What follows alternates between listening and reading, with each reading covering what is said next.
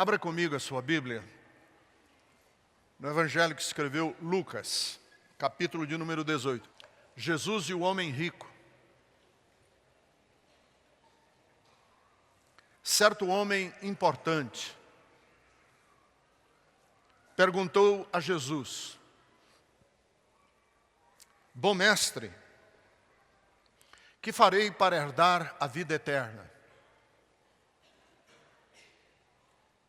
Jesus disse para ele assim, perguntou para ele de volta: Por que você me chama de bom? Não há ninguém que seja bom, a não ser somente Deus.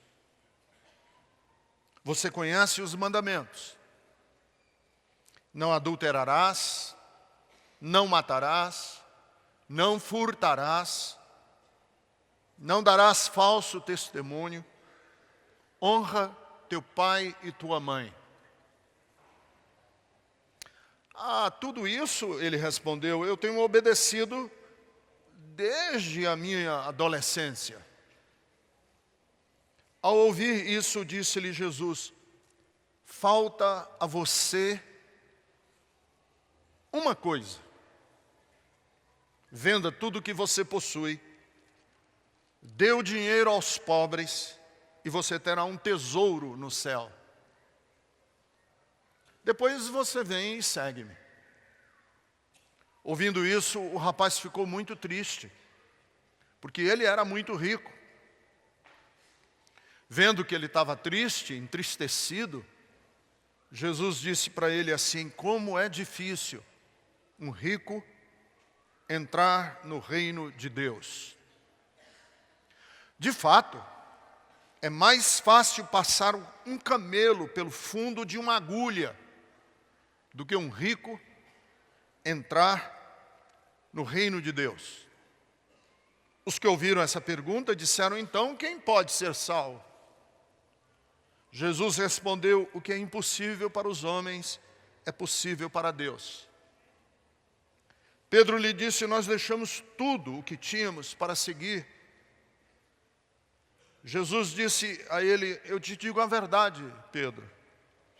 Ninguém que tenha deixado casa, mulher, irmãos, pai, filhos, por causa do reino de Deus, deixará de receber no presente, na presente era, muitas vezes mais, e na vida futura, a vida eterna.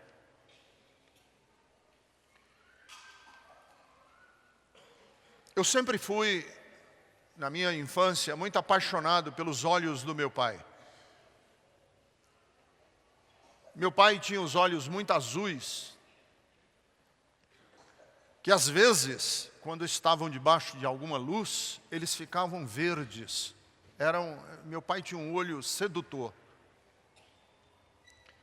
E como os meus olhos são castanhos, eu era apaixonado pelos olhos azuis do meu pai. Meu pai envelheceu, ficou decrépito, senil, perdeu toda a noção, porque ele ficou com Alzheimer.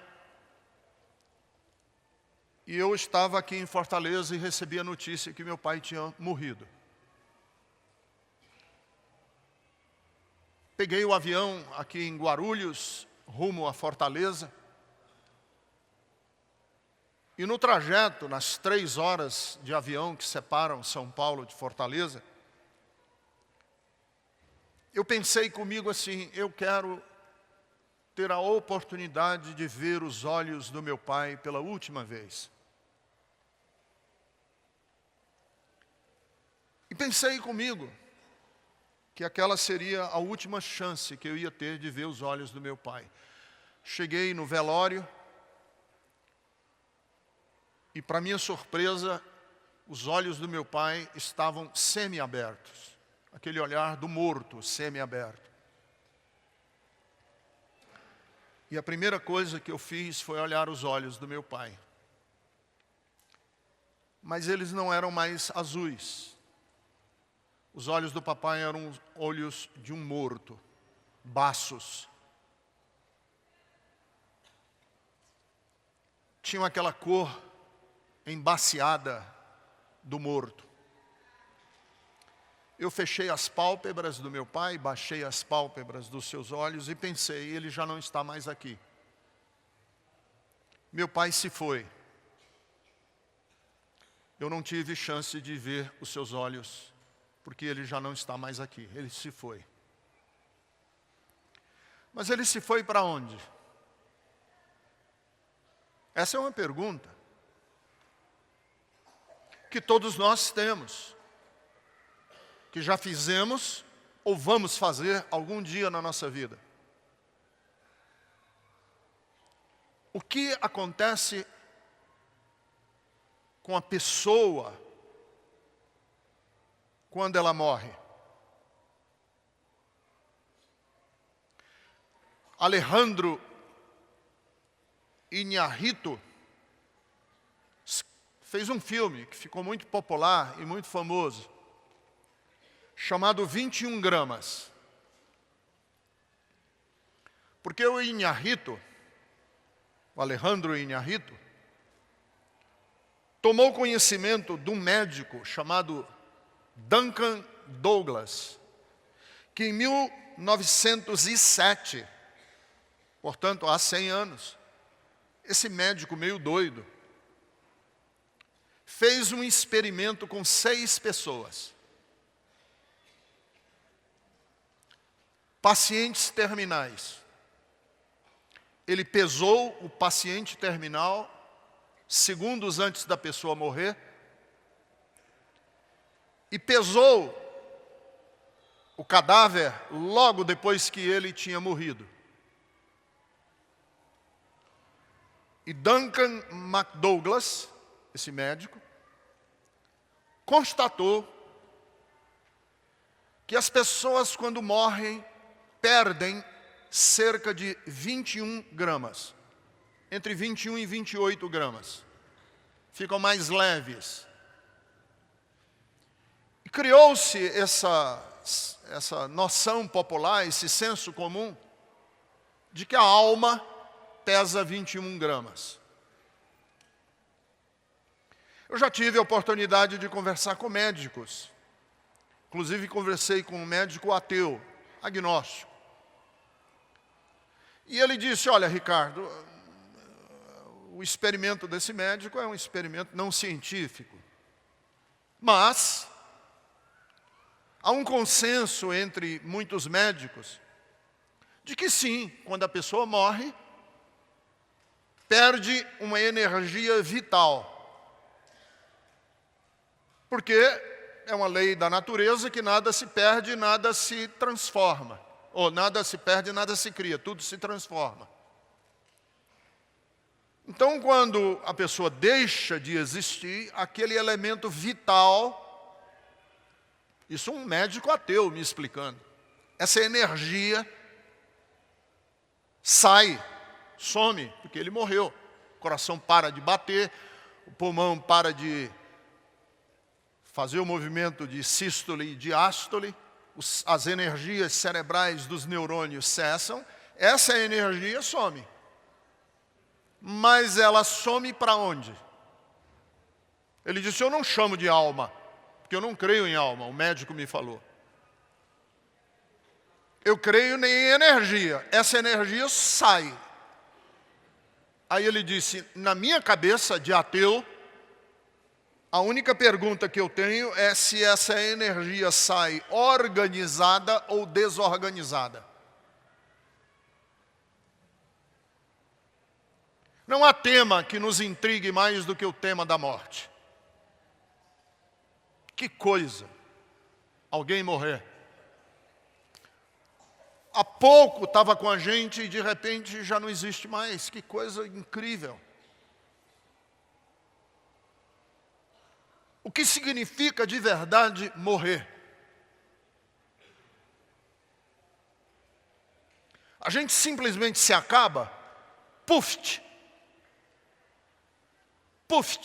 acabou. Existe vida depois da morte? E mais, é mais complicado ainda. existe vida depois da morte? E uma segunda pergunta mais complicada: como é essa vida?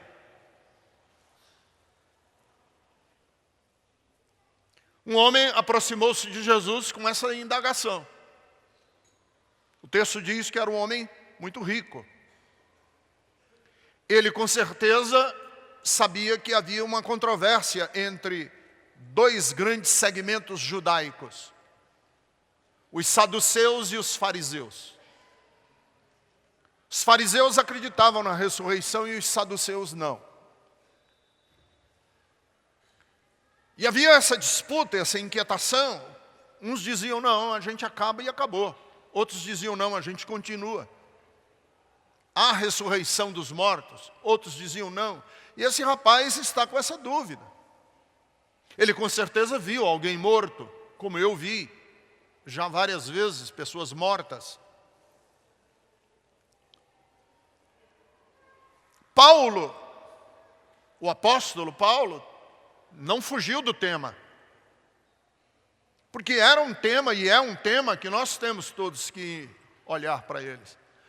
Porque mais cedo ou mais tarde, você vai se deparar com pessoas queridas suas mortas. Seu pai, sua mãe. Essa é a ordem natural, que os filhos enterrem seus pais. Mas pode acontecer também o contrário, a ordem inversa, de pais precisarem enterrar os seus filhos, que é uma tragédia inominável, que nós não temos ideia da dor. Em 2 de Coríntios, capítulo de número 5, versículos 6 a 8, Paulo diz, olha, sobre a vida eterna o que eu tenho para dizer é o seguinte, que enquanto nós estamos no corpo, nós estamos longe de Deus. Mas nós temos uma confiança, e essa confiança para nós é inabalável. E a gente prefere um dia, quando estivermos ausentes do corpo, nós vamos habitar com o Senhor. Um dia, quando eu estiver ausente do corpo, eu habitarei com o meu Senhor. Isso Paulo diz com todas as letras em Coríntios. Porque ele tinha essa preocupação legítima, que é a preocupação de todos nós. O que é que vai me acontecer depois que eu morrer? O que foi que aconteceu com meu pai quando ele morreu? Para onde ele foi? Romanos capítulo 2, nos versículos 6 e 7, Paulo volta ao tema. Quando ele diz, eu digo que volta porque Coríntios foi escrito antes de Romanos. Deus retribuirá a cada um conforme o seu procedimento. E Paulo diz assim, Deus dará vida eterna a todo aquele ou aquela que persistindo em fazer o bem, buscam glória, honra e imortalidade. Aqueles que insistindo em fazer o bem, buscam o que é honroso, o que é glorioso, e que se preocupam com esse elemento da vida chamado imortalidade. É isso que Paulo quer nos dizer aqui em Romanos capítulo 2. E aqui nós temos um rapaz rico, que pergunta para Jesus, o que é que eu tenho que fazer para dar a vida eterna? E Jesus propositalmente dá uma lista, que na verdade essa lista que Jesus deu é a segunda parte dos 10 mandamentos. Jesus omitiu a primeira parte. Não terás outros deuses diante de mim, não farás imagem de escultura. Ele omitiu essa parte, ele foi para a segunda parte dos 10 mandamentos. E disse para ele o que era necessário ele fazer. E o rapaz, quando ouviu Jesus dizer, não adulterarás, Jesus disse para ele, olha, não mate, não furte, não dê tal falso testemunho, honra teu pai e tua mãe, que são só relações humanas, nada a ver com o céu, só como é que a gente vive no mundo. E o rapaz respondeu para Jesus dizendo assim, Mas isso eu faço desde a minha adolescência. Então eu posso dizer para vocês hoje o seguinte, que Jesus não quis dar a esse rapaz uma lista do que ele precisava fazer para ir para o céu. Não era essa a intenção de Jesus. Ele não ofereceu a ele uma lista do que ele tinha que fazer. Jesus deu a esse rapaz a oportunidade de ver a si mesmo, de se enxergar. Porque a vida depois da morte não é uma ruptura. A vida depois da morte, que nós estamos partindo do princípio de que existe, ela não é uma metamorfose, ela é uma continuação. Se há vida depois da morte, ela continua. Ela não, quer dizer, a gente tem até esse ditado popular aqui no Brasil, né? Morreu bandido, virou santo. Não valia nada, no dia que morre, a gente endeusa. O que Jesus quis dizer para ele aqui e mostrou para esse rapaz é o seguinte: é impossível você pensar vida eterna sem você se achar, se ver. E como é que Jesus dá a oportunidade desse rapaz se ver? A oportunidade que Jesus deu para esse rapaz se ver é de que ele era um arrogante. Ele era um arrogante. Me perdoe a expressão, ele era um mauricinho, boçal, que a riqueza transformou nele num meninozinho mimado, cheio de si.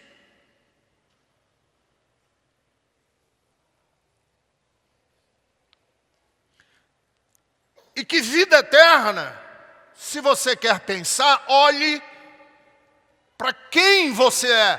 Como é que eu sei que ele era um boçal? Como é que eu sei que esse aqui era um arrogante, um soberbo? Como é que eu sei? Que ele tinha dinheiro? Não, porque eu conheço muita gente que não tem dinheiro e é arrogante. Ele era arrogante porque na hora em que Jesus disse para ele, eis os mandamentos, ele de cima da sua arrogância disse, isso eu faço desde criança. Eu sou o cara.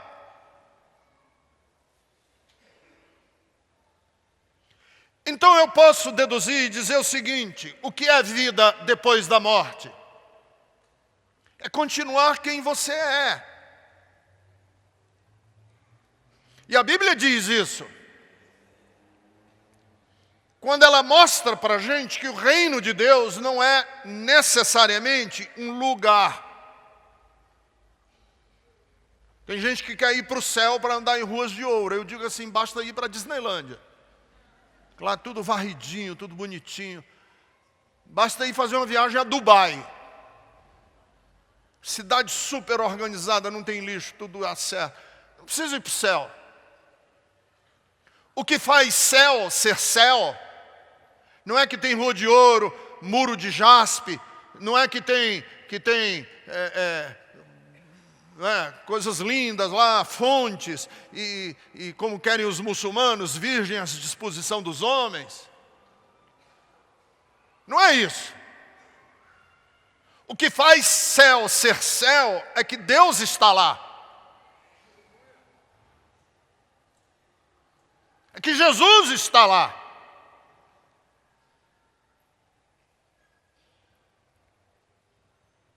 Ora, se você é uma pessoa arrogante, cheia de si, soberba, como você quer viver numa dimensão espiritual ao lado de Deus?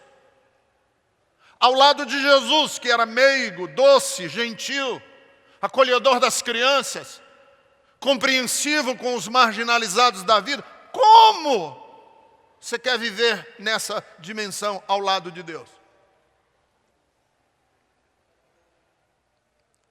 Conta a história de dois irmãos gêmeos. É uma história fictícia, uma ilustração. Dois irmãos gêmeos. Um odiava Deus. Gostava de Deus e via explicação o evangelho, e cantava, achava uma besterol, quando ouvia as músicas da igreja, isso é um besterol, esses caras são uns babacas, igreja é tudo babaquice, ppp, papapá. O outro era crentão, dois irmãos gêmeos. Por algum motivo, um foi para um lado, outro foi para o outro. E um dia eles iam numa excursão da escola, e era assim, uma excursão promovida pelo grupo de cristãos da escola. E o outro era um grupo de uma excursão que ia ter dos bagunceiros da escola. Claro que o que não gostava de igreja ia no dos bagunceiros. E o que gostava das coisas da igreja, de Deus, ia no grupo dos cristãos. E essa excursão ia ser num barco, num navio, que iam subir rio acima. E quando eles chegaram lá no porto, eles acordaram tarde, era sábado de manhã, adolescente não gosta muito de acordar cedo, pularam nos navios que iam na excursão, e sem querer o crente pulou dentro do navio dos bagunceiros. E o não cristão pulou no navio dos cristãos. E o barco partiu. E passou o dia fora. No dos bagunceiros foi uma gandaia. Teve estupro. Teve gente bebeu, se embriagou, um bateu na cara do outro, um xingava o outro. Era uma zona. Porque a bebida lá foi liberada e eles estavam dentro do barco e foi uma zona. O dos crentes fizeram roda de conversa, leram a Bíblia, cantaram com Joel. E foi um dia assim, lindo. Passaram um dia gostoso. O barco voltou no fim do dia, 5 horas da tarde.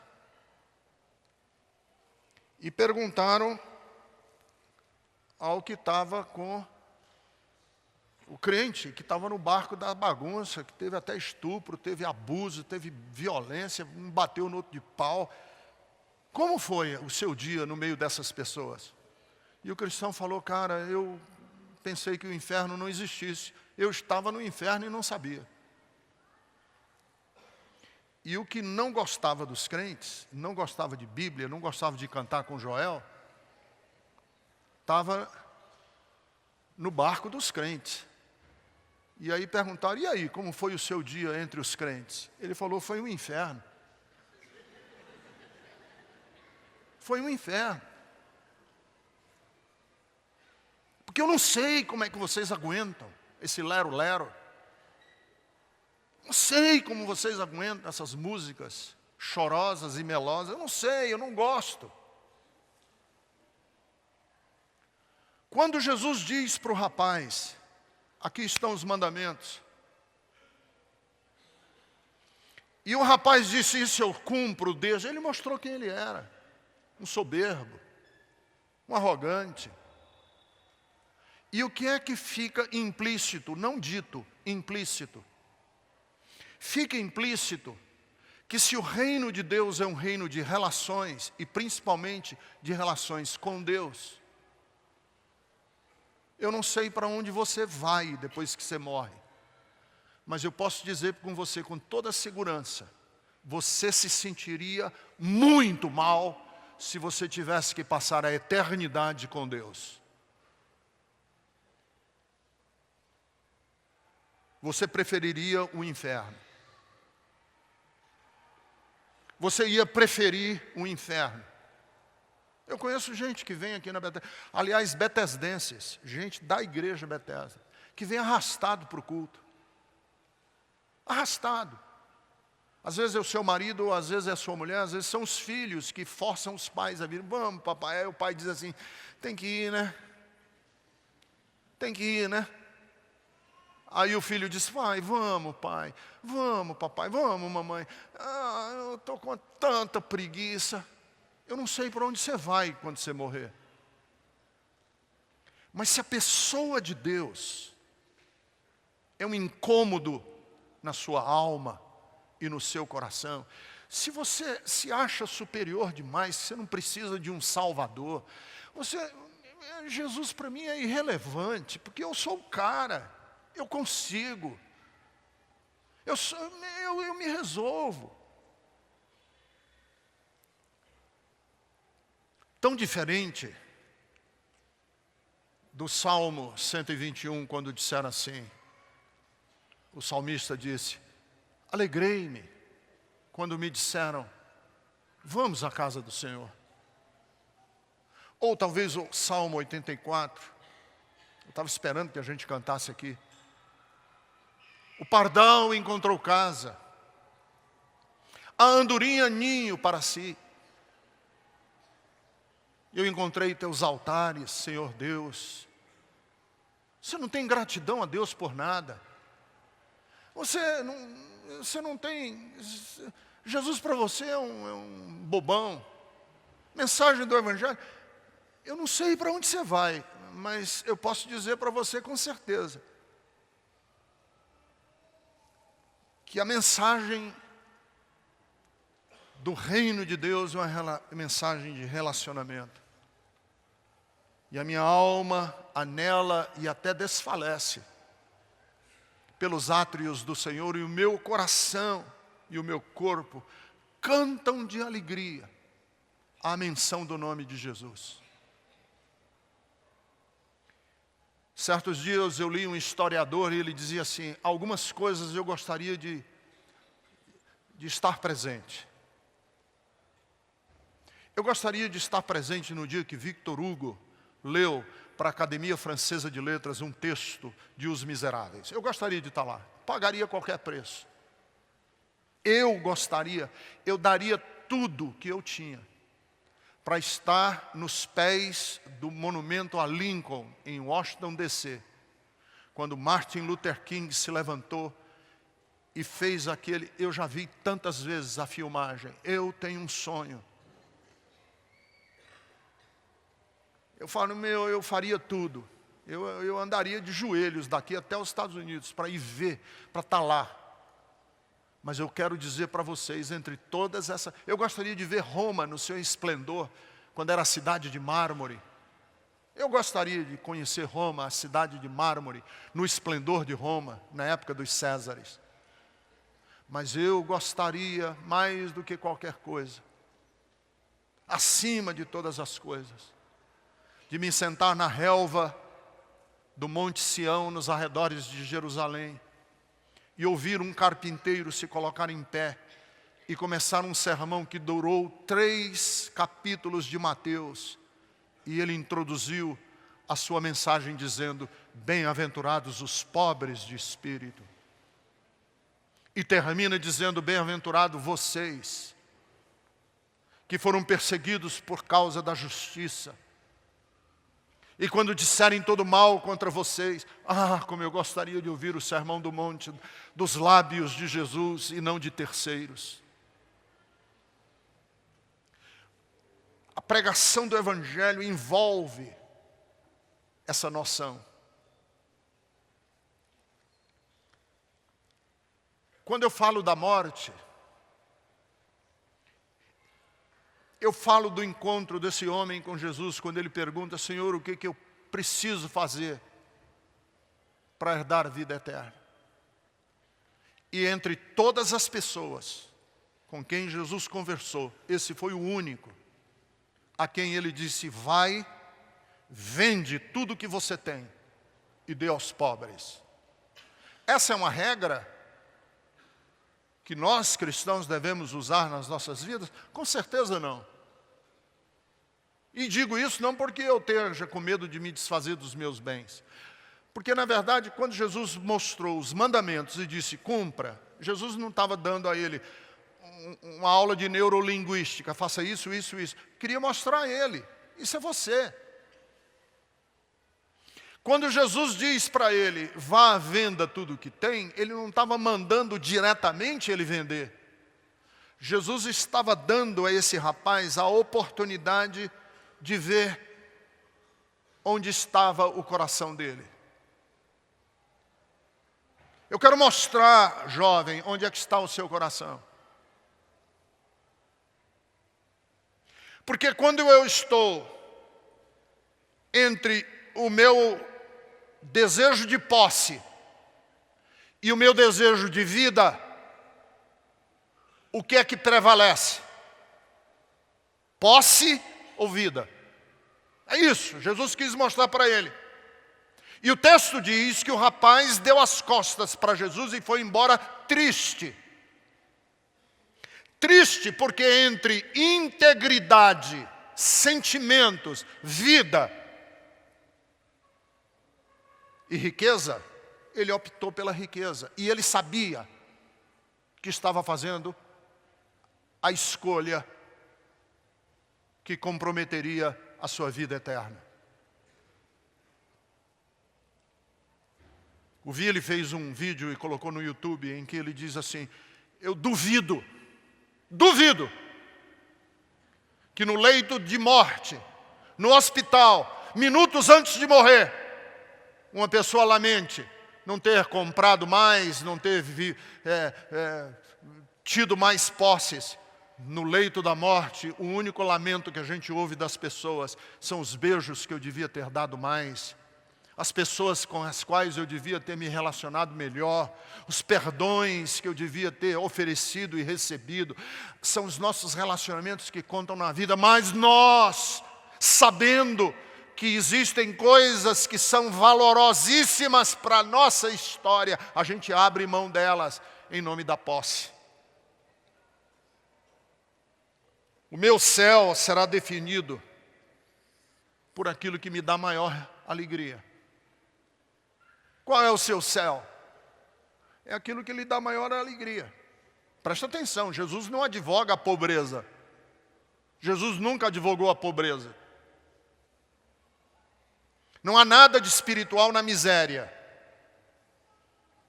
Eu nunca fiz advocacia aqui da pobreza na Bethesda. A gente sempre brinco, até dizendo assim, entre uma gravata de seda e uma gravata de poliéster chinesa, eu fico com a seda italiana. Eu sou burro. Entre um violão super afinado e um violão xing-ling paraguaio, você fica com um violão, se você é músico. Mas não há como contornar o texto. Porque o texto Jesus diz assim, olha, jovem, deixa eu te dizer. É mais fácil um camelo entrar no fundo de uma agulha do que um rico entrar no reino dos céus. E eu já vi 1000 explicações para esse texto. Esse camelo aí é uma figura de linguagem, era um portão que havia em Jerusalém e que o camelo tinha que entrar de joelhos. Já me disseram que isso é conversa fiada, que nem tinha esse portão em Jerusalém. Não, camelo aqui é uma corda grossa que prende navio. E Jesus está dizendo que a corda grossa que prende o navio não pode passar no fundo de uma agulha. Também, não sei. Mas não há como contornar o texto. De um jeito ou de outro. É hipérbole? O que é? Não, o texto diz o seguinte. Não tem jeito. O reino de Mamon não tem nada a ver com o reino de Deus. Isso é claro. A lógica que organiza a sua vida é uma lógica de ganância, de soberba. Qual é a lógica que organiza a sua vida? É materialista, é consumista. Qual é a lógica que organiza a sua vida? Porque ninguém é diferente da lógica que organiza a sua própria vida. Ninguém é. Você é a lógica que organiza a sua vida. E a lógica que organizava a vida desse rapaz era dinheiro, era posse, era riqueza, era ostentação. Ele não conseguia conceber a vida se não fosse a partir do dinheiro. E entre ganância e compaixão, porque ganância e compaixão se bifurcam na estrada da vida. E essa bifurcação estará diante de cada um de nós no dia em que a gente morrer. Ganância e compaixão, que você orientou sua vida durante todos os anos que passou aqui na terra, será a lógica que vai orientar você em qualquer dimensão de vida que tenha daqui para frente. Não me importa se você vai para aqui ou para acolá ou para além. Essa lógica é a sua lógica, é você. E se riqueza é a sua lógica, deixa eu dizer, não sei para onde você vai, mas você não faz parte do mundo, do reino, da cidade de Jesus.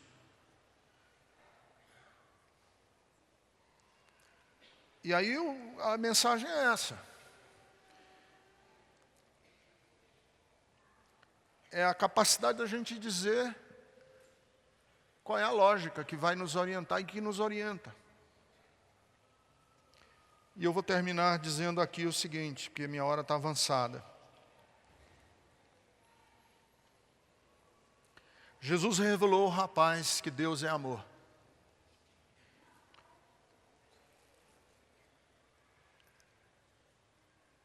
E o amor deixa as pessoas irem embora.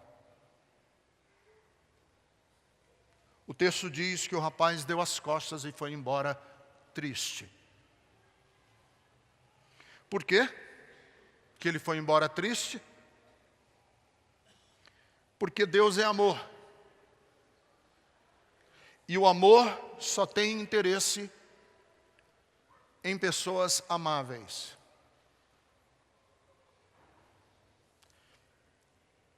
Essa semana eu coloquei no meu Twitter uma frase que eu não sei se as pessoas entenderam para elas, mas eu não estava querendo falar dos meus amigos.